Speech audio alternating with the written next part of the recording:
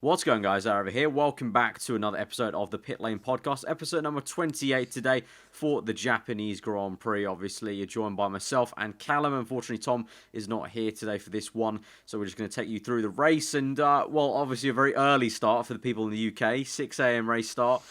And in terms of was it worth it, it was a pretty decent race, I would say, as a whole. First half was pretty good. A lot of overtakes thanks to the Williams cars being absolute idiots with their strategy. And then the second half, I like to sum it up as just blue flag game. Just like the entire second half just seemed to be Hamilton, Vettel, Verstappen, and just basically the top drivers talking about blue flags on the radio.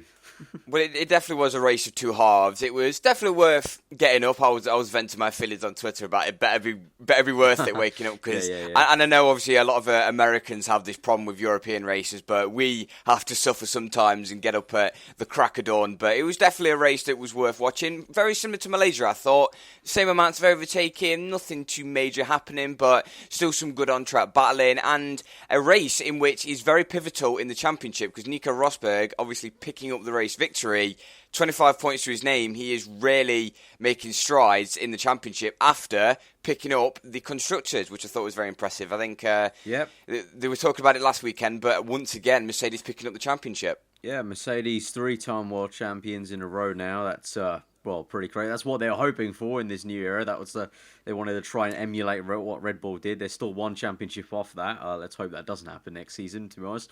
But it's very, very impressive. And I think we've all three of us given Mercedes and their drivers flack on the podcast every single time, or at least at some point. But after all the banter and everything, getting annoyed that the racing may not be as good, it's still, hats off to Mercedes. It's just the fact that every other team is not doing a good enough job at the moment. They are literally completely bossing this, and they've got it in the bag. Yeah, well, that's the thing with Formula One, isn't it? You basically give the hate all to the people that are succeeding, and now Mercedes has succeeded, It's you just got to say, wow, no one likes dominance, congratulations. No one likes dominance at all, it but is an insane. It's the same hatred that was given towards Red Bull is the same hatred towards Mercedes, but absolutely stellar by everyone in the team. Obviously, the drivers have made it as hard as possible for them. Obviously, like to Spain this season and Austria coming to mind as well. They have made it as hard as possible. Just a huge congratulations to them. I think they've wrapped it up a little bit later than what they've usually done. I think this season, I don't know I can't remember what race they rounded it up last year. But I know it's still very impressive for them to wrap it up so early in the championship, very similar to what Red Bull used to do as well, where they'd have a good 5 or 4 races remaining. But just more focusing on the race, just talk about Mercedes in general. To be fair, it was just one of them races. It was like the same race that we've seen so many times this season. One Mercedes leads, whilst one Mercedes tries to fight for the field. Yeah. We've spoken about it many times on this podcast, and it's always the same. It's like the same formula each race. It's very odd that, we've not really had that kind of Bahrain 2014 or I'm trying to think like last year as well, like both Mercedes being up there 1-2 for like the first stint. It always just seems like one of them's falling back. And again, it was Hamilton with the clutch issue, not getting it underway, just like bogged down completely. I think it was on the commentary. I think they said that he was complaining about it before the race.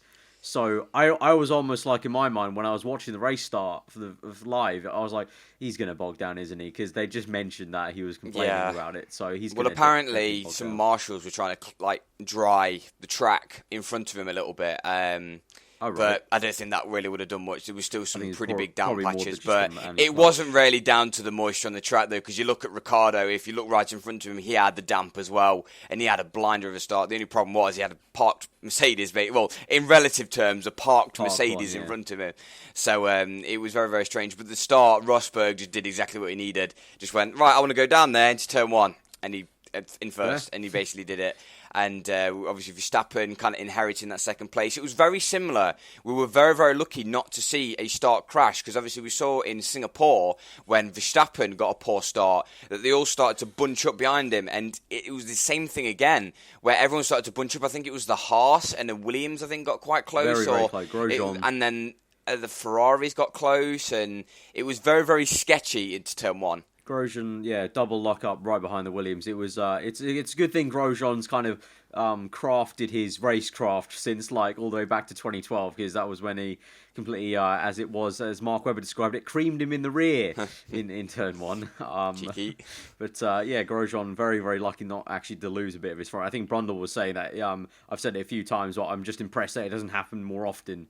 That they get so close. You wonder how they do it every single time. But then Rosberg just sort of talking about the entire race. Just Rosberg he's in first, so he just kind of did his own thing. There was a little bit of teasing, I think, with Verstappen slowing down a little bit, then speeding it back up, but he just did the job. Solid again. I mean, faultless drive, really. Well, he's got to save engines as well. It's like that's the thing. There was so much focus on Hamilton saving his engines. Oh my god, he's got lots of engines now. Oh my god, it's blew up already. Yeah. But Rosberg's got to save his engine as well. There's just not. He hasn't really spoke about it. He hasn't been like, oh yeah, I'll turn my engine down here and there. He just did exactly what he needed to win the race. And hats off to him, because now he's proving why he's doing exactly what he needs to win the championship. And as much as people will still always try and sway the fact that it's not Rosberg's talent, it's more Hamilton's problem. It's not really. Let's be honest. Rosberg is doing exactly what he needs. He still did the faultless race. Exactly. You haven't got no talent. He could have messed it up. You still got to take it across the line to get it. Exactly. And now he's in a position where he can come second in every single race, and Hamilton win all of them, and still he'll win the championship. I think also if he DNFs once, he's still going to be okay. I think the stat is he'll still win it by 1 point if he then comes second. I think he'll still get away with it. So he needs something major to happen. Rosberg. It is out of Hamilton's hand now. So it's basically just Rosberg's to lose now. As much as it was Rosberg's to lose last race, it's definitely now Rosberg's to lose and just Hamilton's to gain. But focusing on the driver who probably made Hamilton fans wince a little bit was Max Verstappen, who had a solid race actually. He had a much more decent weekend than Daniel Ricciardo. It was a lot more of a straightforward race than he maybe had last few. In second place, obviously he got there, into turn one, and then kind of just carried it forward. Really, I think definitely showed Ricciardo up this race. Ricciardo got unlucky, obviously, with the pit stop yet again. Like I tweeted out, like the Monaco one, it was just calamities. Ted Kravitz was in absolute emotional wreck when he saw. Oh no, the front right. He likes doing that. But I've got to ask the killer question. What about Max Verstappen's little defensive manoeuvre? Oh, it's obviously people are going to accuse me of being biased, so I'll let you go first. It's so tight always with this kid. It's so like borderline. This could have been such a bad crash if something happened, but then he pulled it off as well. So I just don't know every time. I just feel like one day something's going to happen. And it depends on the driver behind. It's going to royally be like a... I think that's the thing that's helping him, is the fact that the people that he's been doing these defensive manoeuvres on, they're world champions. Yeah. So they have an idea of what to do. So Vettel's been complaining, Raikkonen's complained, obviously Hamilton's just had it. The only person that hasn't been a world champion is Rosberg, and Rosberg got the penalty for it. So it's just a strange myth with Verstappen, but... my thought on it was, well, if you take it up for a step back and you think, right, the FIA, they say there's nothing wrong with it. So you kind of roll with the fact that, right, okay, so... Yeah. And Martin Brundle also said that Hamilton's nowhere near him. It's not like he's alongside him. It's not like he's got any major part of his car alongside him. But the problem, I think it's just the fact that, I think Verstappen's in that mindset of he will not let anything happen. He will not let the move happen no matter what. Whereas... Obviously, sometimes as drivers have to accept the fact that sometimes a move a bit too late like that is just unacceptable. Just not as in a rule book, not like going by the rules, but going by respect. You're putting other drivers in danger by moving in the braking zone, because that's the only major braking zone on the track. Yeah. And going from 300 k's to 60. Yeah, I mean, at that speed. It's a slow corner. No matter how good the driver is, sometimes just reaction time can't be good enough, and sometimes it's one of these times, don't work. It's just gonna go badly, Like Brundle said, he's amazed that every time nothing happens in turn one with those situations, but you just never know. Little front wing nicks the rear tire into that brake zone, heavy brake zone, a lot of momentum coming through the car. that car's going to fly forward like past the chicane. See what Michael Schumacher in 2011, I think it was, or 10, when he tapped the back of a Sauber, literally just a little nick, and I remember the Sauber. Momentum. I remember the Sauber flying. I don't know what year. The momentum, and then he also obviously 2012 as well, when he just smashed straight into the back of Jean-Eric Vergne, double front lock up. Sometimes even world champions can't get it slowed down, and eventually something is going to happen. But from Hamilton's point of view, in hindsight, ease off the brakes, wait until the DRS. But you want to be God sometimes. You want to be like Hulkenberg and do a drive around the outside and just go see you later and move off into second, which would be very, very decent points. But it is how it is. Verstappen got second, and I think that's a very solid bounce back after obviously Ricciardo picking up the win last time out. So I think that's a solid kind of push back. It's a bit of push and shove in that team at the minute. We talked last podcast about the fact that Ricciardo's standing up and going, you know what, I'm the number one driver, and then Verstappen just has a much more decent race weekend. But then again, you can always pin it down to that, like you mentioned, with the Williams kind of getting in the way and just things not panning out. You could argue that Hamilton, I think his strategies did quite well to manoeuvring through the field, along with obviously his own driving skill and actually overtaking a decent amount of cars on track, which is surprising to say at Suzuka. Yeah, it was a very, very calculated drive, I think, from Hamilton. He picked the moves when he needed to make them. Unlike kind of Seb and maybe Kimi a little bit and Ricciardo getting caught up with the battle with Perez. Then you had the two Williams cars. I think Hamilton just kind of played it cool, kind of made the move when he needed to.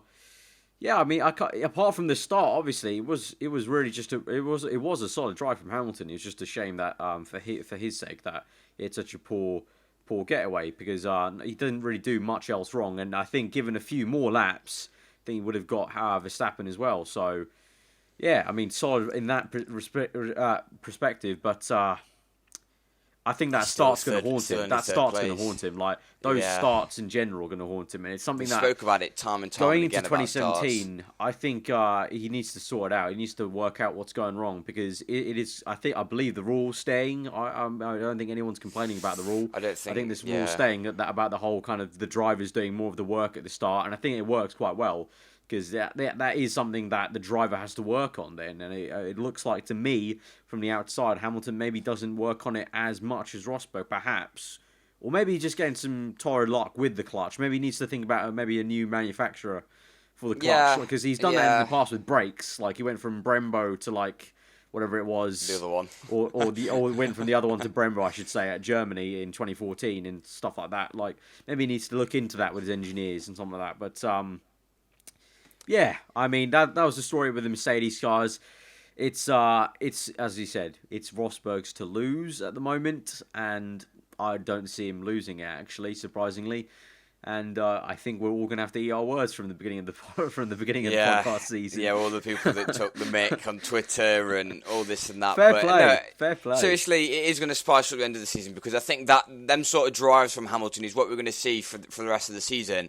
But that's the problem. It's just like, get the start right, then you might be able to win. Yeah, that's the annoying. That's the most frustrating thing. And then obviously when he does get the start right and he leads the entire race, his engine pops, and then people. I'm surprised they didn't go, oh, it's a conspiracy that Verstappen's been paid by Rosberg. You know what these theorists are like. But I think it was a very solid. It was like, I think the only wrong thing he did was the start, because I think everything else was fairly. Because I think the way he actually, I don't know how much praise the whole, when Brundle was like, oh, he set this move up from the hairpin from like halfway around the track. Like, I don't know how much that is just sucking him off, or that actually means something. I'm not going to take sides on that, but he did get closer to Verstappen, so it did seem like it took him a while to, because I think it does take a lot of driver skill in order to, because we see it with Verstappen, we see it with all drivers, they have to do a bit of saving of the battery, spend a bit here, save a bit here. Obviously, and Verstappen's quite good at defending with it. Hamilton probably took him a few laps to learn where Verstappen was using it and everything. But I think third place to round. I think it was nice to see a double Mercedes podium to round their little constructors weekend, and now we can maybe see the whole team into team kind of rules kind of fizzle out a little bit. We've seen it a couple of times in the past couple of years where. The rules of engagement. Yeah, that's it. The rules of engagement, where they have to be on the same strategy and they have to all respect each other's ponies and everything. Because that in mind, actually, that was probably the only fault of Mercedes as a team today. I felt they could have maybe put Hamilton on the soft tyre at the end for him to push a bit harder. Well, that's questionable because obviously we did see that. Well, obviously Vettel dropped off, but also. But what could a Mercedes do with a soft tyre? That's what I'm curious about. Or even just put the mediums on. Like that would have been maybe. I'm not too sure of that. I don't think that was the race tyre necessarily. No one seemed to touch the medium. I think only Force India and Williams. Thinking about that, I think that's because obviously in practice they might have seen it wasn't really the race tyre to be on. But I don't know. Yeah. I don't know. I mean, I saw a few people questioning why Mercedes maybe didn't try that. But in hindsight, also Vettel didn't really do too well. But as you said, what would have happened in a Mercedes on the soft tyres? But moving on, speaking about Vettel and Ferrari. So Vettel 4th, Kimi 5th. So I missed why Kimi was down the grid. Did he get a penalty? I think it was a gearbox penalty. Because I literally woke up and saw the race start. Wait, no. So I missed. Did he qualify? Yeah, he qualified 3rd. So yeah, he must have had a 5-play grid job because he started 8th. So I think it was a gearbox penalty. I was in bed. Right. Okay. So yeah, I literally woke up, dropped. saw the grid. I was like, oh wait, that Ferrari's Vettel, not Raikkonen. Yeah. Yeah. So, but anyway, so Vettel. Honestly, the biggest thing I just remember from that race just him complaining about blue flags. He made getting a little bit boring. He made now, a few little, moves through traffic, but it was a very quiet day for Vettel. Raikkonen had a bit of fighting with the Force Indias, and both Ferraris had to navigate the Williams cars.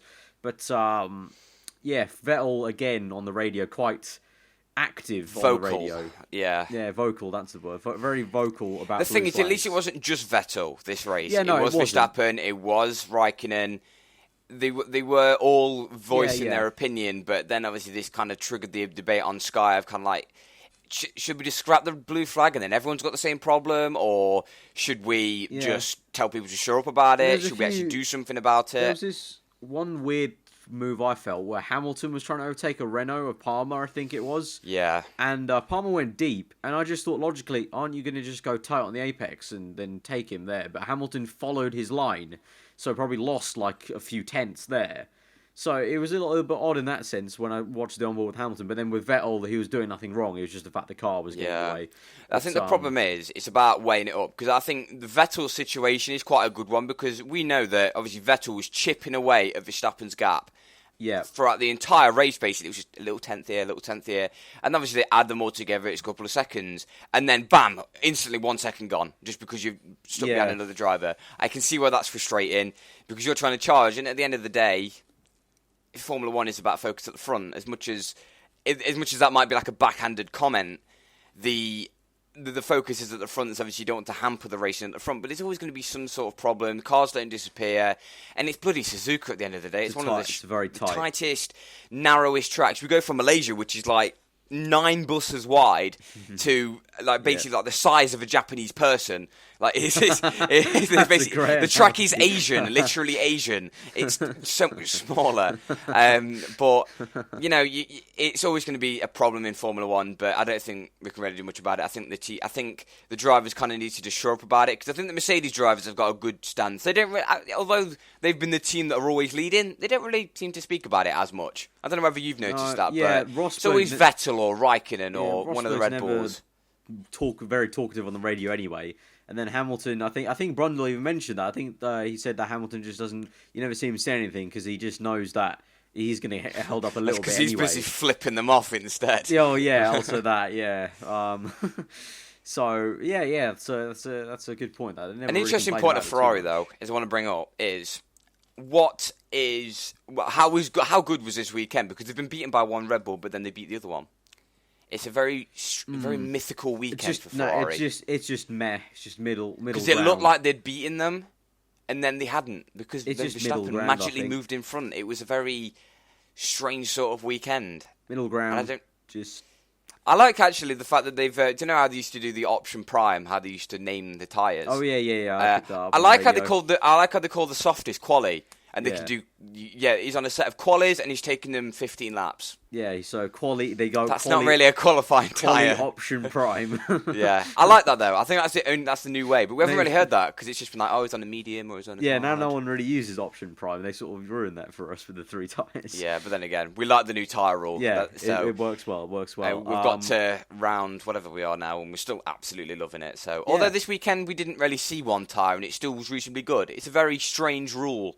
That Pirelli are just like, right, you must use this tyre. Yeah. Now you don't need to use this tyre. Now you can leave that. It's like the medium was just kind of Yeah, it's very dependent left on what alone. they choose for the mandatory tyre. But Maybe that's a good thing, though, because it also means that the teams can pick and choose which tyre they like. So then they could just be like, here's just a wider selection, whereas obviously in the previous rules it was like, right, you must use the option and you must use the prime, even if it's absolutely dreadful. I think it was in Mexico last year where the tyres weren't working. We've seen it quite a few times where the tyres just don't work. Yeah, I like the fact a team can just be like, no, we don't like this entire compound, we won't use it. Like, we'll use it in practice and for like the outlap to the grid, and that's about it. So, it's working well, and a good addition, as we said many times before. Ricciardo, 6th place. We mentioned him, poor, just annoying with his pit stop, and then obviously lost the kind of, he got undercutted by pretty much everyone and their mother in terms of the way the strategy worked out, and just Verstappen. What was it? I think Verstappen was ahead of him after he made his pit stop at one point. So Verstappen had already made his stop. How much maybe Ricciardo got hampered at the start in the first opening laps, and then eventually, obviously, made worse by the pit stop. Moving down the field, Force India, solid 7th and 8th, and that keeps them ahead of Williams in the constructors. Hulkenberg with an absolute sweet move and an even better team radio. I really like that. When he did it, I was just like, that's a solid move. Yeah. Round the outside, the inside for the next chicane. Whenever someone pulls that sort of move off, where they go round the outside at the first, inside for the next, it's just like... Yeah, it was just lovely. Put your pants down There's now also so much you've just been destroyed. There's also so much sideways movement in both the cars. Like, I feel like both of the cars were on the edge of grip almost, and Hulkenberg just managed to kind of slide his way through. Yeah, and they're both equally sliding through the corner. And then a brilliant team radio.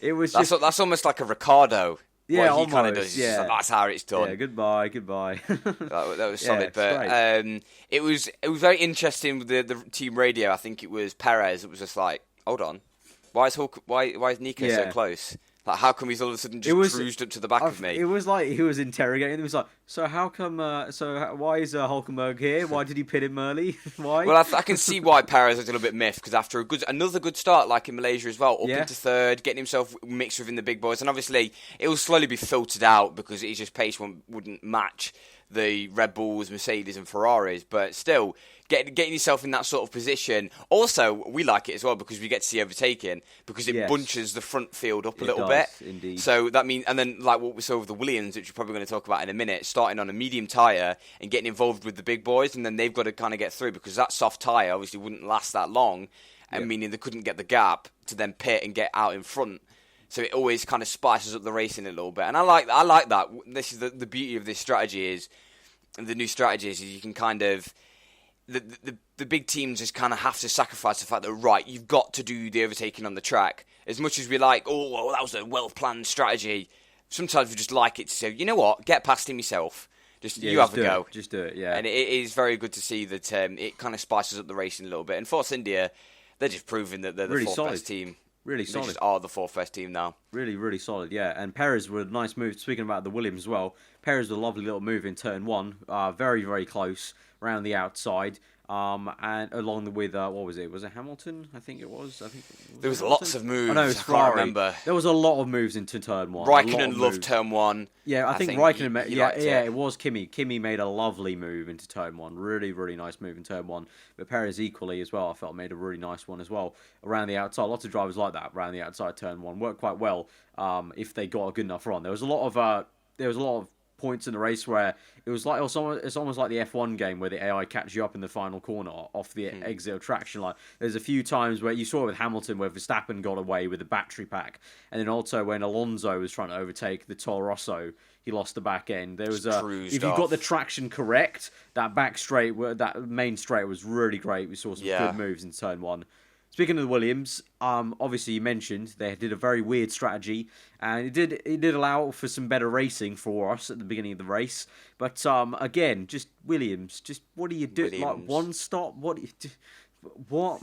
Maybe to be fair, it's good to see them try. I think we've talked about Williams before, where they've kind of been that team where they copy other strategies. I think I remember speaking about this earlier on in the season in one of the podcasts. But now they'd just be like, you know what, sod it. We'll start in the mediums. We're outside the top 10. Like both cars, which was very, very strange. They kind of got elbowed completely out the top 10 by Haas in qualifying, which was very, very surprising. But Massa finishing ahead of Bottas, that's interesting. Obviously, we didn't really see much of the Williams, but to see Massa still got a little bit of fighting spirit, although his past couple of races have been a little bit poor for him. So it is very just 9th and 10th, picking up points, but nothing too special from Williams. Trying the medium, I think that's the disadvantage of starting on that tyre that everyone avoids, is the fact that now you know that you shouldn't have used that tyre. Yeah. Yeah, I mean, but you can't change that. I mean, if they always thought they're going to be behind Force India, their strategy worked then in a way to get them into the points. But it was, it just seemed a bit weird. But yeah, Force India have now kind of solidified themselves ahead of Williams, which is great for them. And I'm sure, I think they'll keep that lead, and it will be absolutely amazing for them. Obviously, that'll mean a lot in prize money terms for 2018, because I think that's how it works. They'll get paid for this year at the beginning of 2018 or the end of 2017, so it'll work out for them in the long run. That'll be really good and solid for them. Down the order, so we've got Grosjean in 11th place, Palmer 12th, Kvyat 13th, Magnussen 14th, Ericsson 15th, Alonso 16th, Carlos Sainz 17th, Button 18th, 19th, Nasser, Esteban Gutierrez in 20th. I have to keep on scrolling down because no one DNF'd in this race. Oh yeah, I haven't just realised that. Very That's surprising stat. Surprising. Ocon 21st and Verline in 22nd place. So that's a myth for me. I haven't just realised that no one DNF'd in that race. No one DNF'd. No wonder they was complaining about blue flags so much. There's bloody 22 cars on the track. There's about 5 more cars than usual on track. So Grosjean from 7th place on the grid, falling back a little bit. Maybe I think a case of maybe their car was more set up for quali, or maybe they got a little bit lucky with the conditions. Obviously, a few drivers were sent out late in qualifying, so they kind of moved back a little bit. And Haas do love 11th place, though. They love it. Keep getting 11th. They're consistent. Palmer, so I don't feel there's much else to say about Haas. I mean, Gutierrez had that weird spin. Very weird spin. Chicane. I think that was the poo pants where you're like, oh no, and then you lock the rears. Oh no, I've messed this up. yeah. I think it was just kind of trying to slam on the brakes as late as possible. But no, Haas. I don't think. Very good qualifying, but I think they were just lacking something in the race, and Gutierrez is. Yeah. Racing ability. I was surprised to see Palmer there in 12th, actually, to be honest, and Magnussen 14th. You know, I would have expected them to be a lot lower at Suzuka. Palmer finally getting into Q2, which was very, very good for him. So he's stepping it up a little bit. Obviously, points in Malaysia, Q2 here. So I think it's a solid for Palmer, and he's out racing and out qualifying Magnussen, which is huge for his career, basically. Which is very, very promising, but nothing really else to say about Renault. They seem to have taken a step forward, because there used to be that team mixing in with the Saubers and the Manors, but now they just seem to be that team where they've kind of stepped up a little bit. Like they've outraced McLaren. They comfortably outraced McLaren ahead of Sauber, obviously ahead of Palmer was ahead of one Toro Rosso, Magnussen was ahead of another Toro Rosso, so. I think it's that midfield where it keeps changing. So, like, last race we saw McLaren's up there, and then McLaren just went, whoa, right down to, like, P8. From, like, the 100 to 0 real quick. Yeah. And then, obviously, we see, like, Toro Rosso sometimes jumping up. It's very mix and match dependent on the track. But Toro Rosso...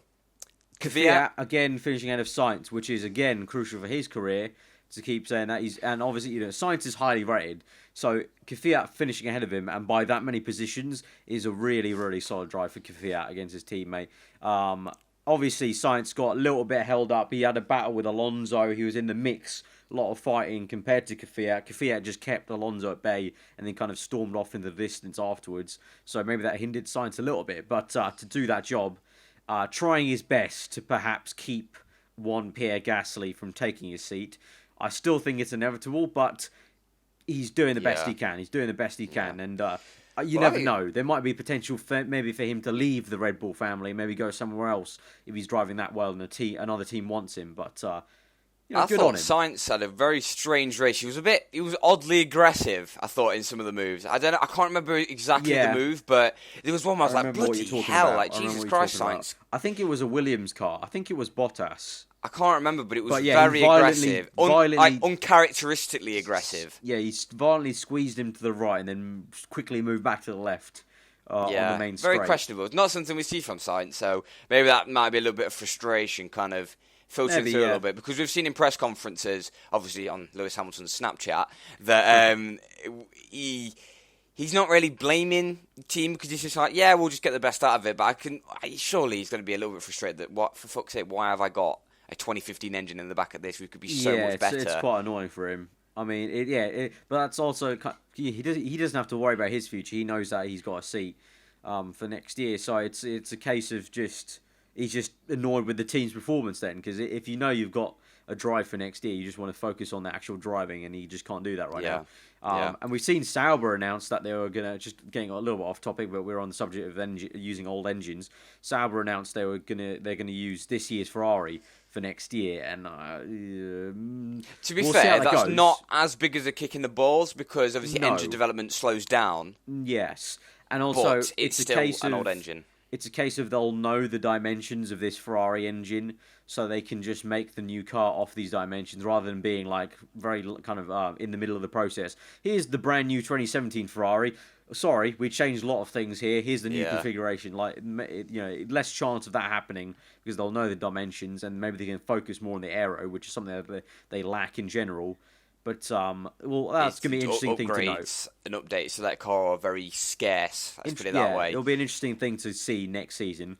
So we talked about Toro, Sauber briefly. I mean, there wasn't too much else to Ericsson talk about. 15th. Ericsson ahead of NASA. That's okay, a little bit. Yeah, Ericsson ahead of NASA again. I think it's a solid result for Ericsson, but NASA, who I've somehow realised that I think something happened to him in the race. I remember his name being mentioned, but I can't remember. Something I've happened, got a very bleak memory on it. It's too early.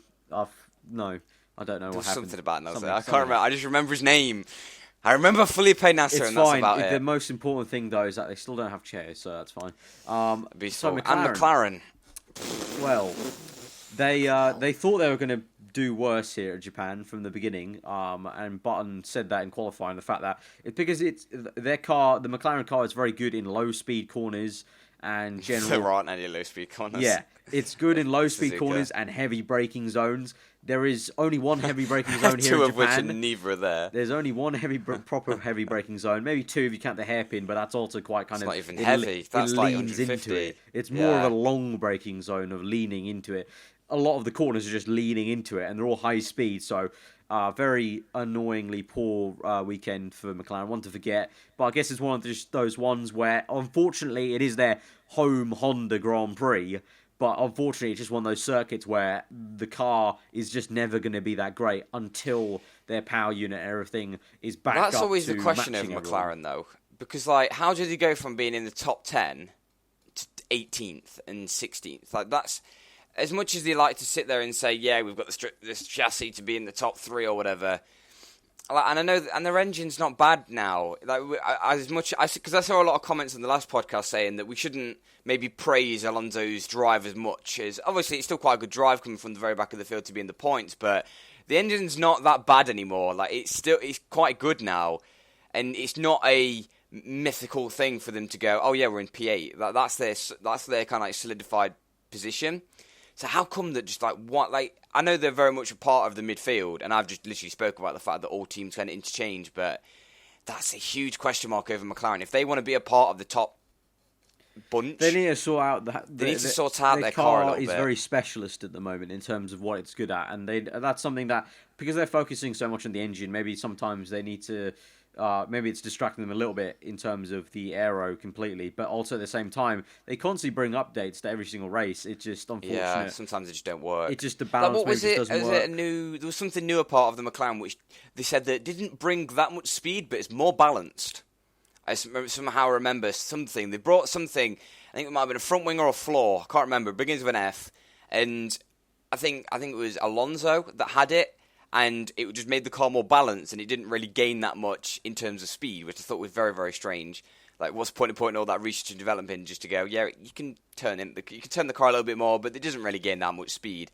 But it's a confusing one at McLaren, because you just look at the top teams. Mercedes have always been that team where they're good at every track. Red Bull, obviously, throughout 2016, they've been that team where, yeah, we're quite good everywhere now. And I think that's the thing. I think that's the problem with Ferrari this season. They've kind of taken their foot off the pedal a little bit, and now they're like, oh, we've got that kind of specialist. We're good here, but not here. And that's when you know that a team isn't going to win a championship, because You need to be good everywhere. You need to be good everywhere, You need to be like what Red Bull used to be. everywhere. Which is why, obviously, we saw in past years when like Red Bull were like, oh yeah, Spa and Monza are our bad tracks, yet they still dominate the race by 30 seconds. That's when you're like, right, okay, this is a World Championship winning car. So if McLaren want to take that step forward to be in the top bunch, they need to get out of this habit of, not habit almost, but they need to get out of that little era of, yeah, we can be good here, but then we'll drop through the field and be battling with Saubers in the races. But focus on anyone else. Manor's poor Ocon race. finishing ahead of Verline. Poor weekend for them because there was they nowhere. were But nowhere, Ocon really. out-qualifying and out-racing Verline. Yeah.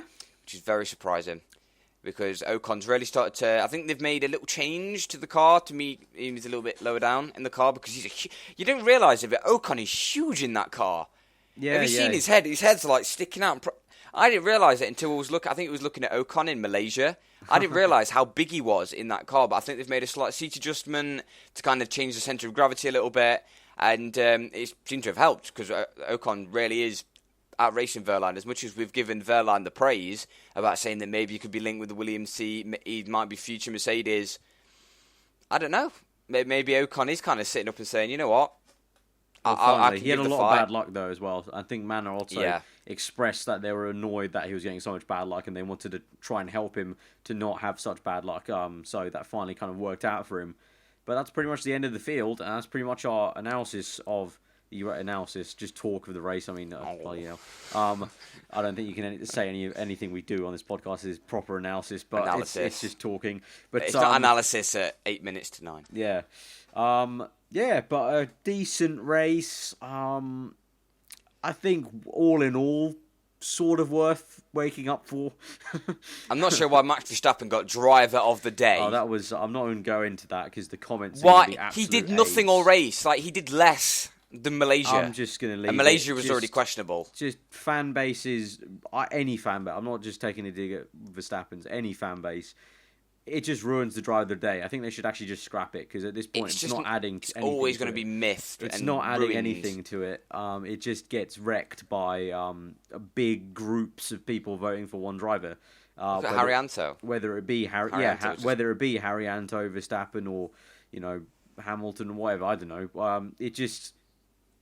Yeah, not a genuine driver of the day. That's why you have the pundits. It doesn't really add anything for me personally. Even on Twitter, it doesn't add anything really because most people just make joke ones, joke votes. So the gravel trap was my driver of the day. Yeah, exactly. I made a fair few as well. So it just doesn't really add much to it. So I think they should just scrap it, honestly. But that is the Japanese Grand Prix. I don't think we'll talk about the whole Lewis Hamilton Snapchat thing. That could be a podcast on its own. That's a very big topic that maybe we can use for next podcast because there's not a race next weekend. So maybe we can go back to that because it'll be interesting to see how the British press write their stories for the race because I think they'll use what happened on Friday and Saturday against Hamilton. They'll more than likely use Friday and Saturday as a... that was the reason why I did shit. Next podcast because... I think Cal has some opinions on it, but I have some very strong opinions on it because it is to do with media and everything like that, and we're all, well, me and Cal at least... We are doing, media now. Me and Cal, at least, are very, very interested in media and everything like that. So we'll talk about that next podcast, I think. We'll leave it at that. So, guys, if you have enjoyed it, hit that like button. Let us know what you thought of the Japanese Grand Prix in this podcast in the comments below. If you're new around here, then do subscribe to this channel for the podcast. You can follow us both on Twitter. Head links above in the head. You can also check out Cal's channel in the description. But this has been the Pitlane Podcast. We'll see you guys next time. Hope you enjoy the rest of your Sunday. Goodbye.